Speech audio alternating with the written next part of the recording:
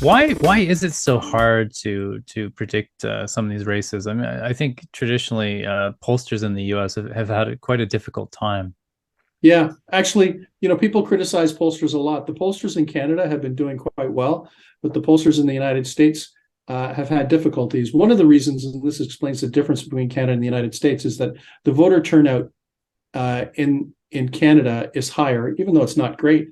It's higher than it is in the United States. And when there's a low voter turnout, you need to actually, when you're doing polling, you need to model out for who you think might show up.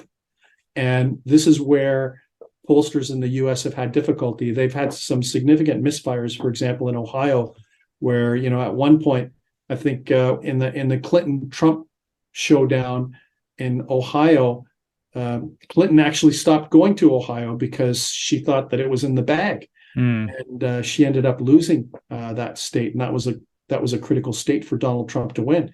So there have been misfires. So a lot of it has to do with pollsters in the United States, at least, having difficulty with low voter turnout and trying to figure out who's going to show up to vote. But fortunately, that problem hasn't happened in Canada, at least to the same extent. Wow. Just quickly, Nick, as you alluded to, the Republicans are expected to take the House, but the Senate is still a toss-up.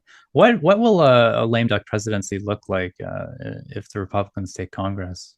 Well, first of all, the day after the outcome of the midterm elections, that's when the presidential race realistically starts, because that will only be 2 years off.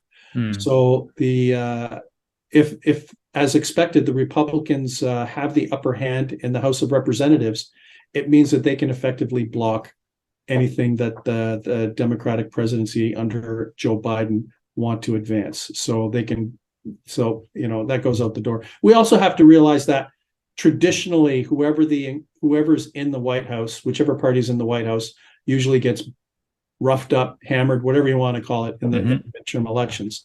But it'll mean that if Joe Biden thought it was difficult before this to kind of pass legislation, he's gonna be in a whole new level of pain trying to advance his agenda, assuming that the House is controlled by the Republicans coming out of the midterms.